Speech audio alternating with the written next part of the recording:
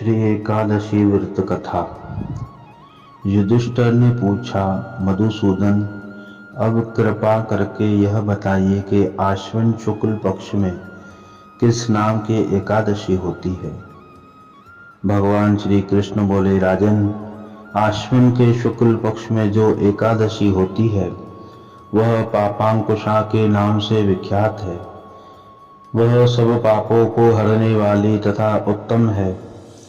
उस दिन संपूर्ण मनोरथ की प्राप्ति के लिए मनुष्यों को स्वर्ग और मोक्ष प्रदान करने वाले पद्मनाभ संज्ञक मुझे वासुदेव का पूजन करना चाहिए। जितेंद्रिय मुनि चिरकाल तक कठोर तपस्या करके जिस फल को प्राप्त करते हैं वह उस दिन भगवान गरुड़ ध्वज को प्रणाम करने से ही मिल जाता है।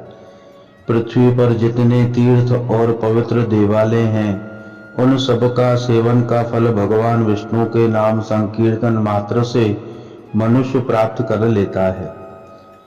जो शारंग धनुष धारण करने वाले सर्वव्यापक भगवान जनार्दन की शरण में जाते हैं उन्हें कभी यमलोक की यातना नहीं करनी पड़ती।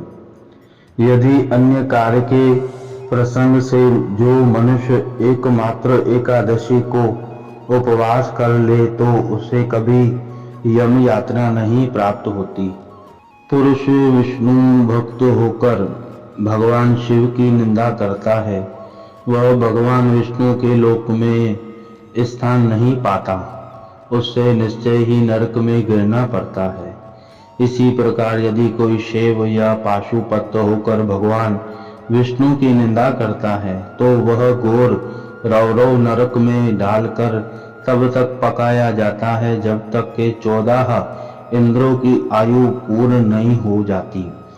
यह एकादशी स्वर्ग और मोक्ष प्रदान करने वाली, शरीर को निरोगी बनाने वाली तथा सुंदर स्त्री, धन एवं मित्र देने वाली है।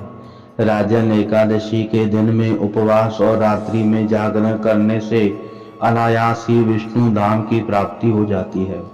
राजेंद्र, वह पुरुष मातृ पक्ष की 10, पिता के पक्ष की 10 तथा स्त्री के पक्ष की भी 10 पीढ़ियों का उद्धार कर देता है। एकादशी व्रत करने वाले मनुष्य दिव्य रूपधारी चतुर्भुज गरुड़ की ध्वजा से युक्त हार से सुशोभित और पीतांबरधारी होकर भगवान विष्णु के धाम को जाता है। आश्विन के शुक्ल पक्ष में पापांकुशा का व्रत करने मात्र से ही मानव सब पापों से मुक्त हो श्री हरि के लोक में जाता है। जो पुरुष स्वर्ण, तिल, भूमि, गौ, अन्न, जल, जूते और छाते का दान करता है वह कभी यमराज को नहीं देखता।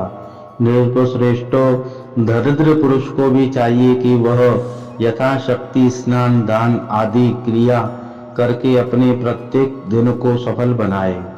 जो होम, स्नान, जप, ध्यान और यज्ञ आदि पुण्य कर्म करते हैं उन्हें भयंकर यम यातना नहीं देखनी पड़ती।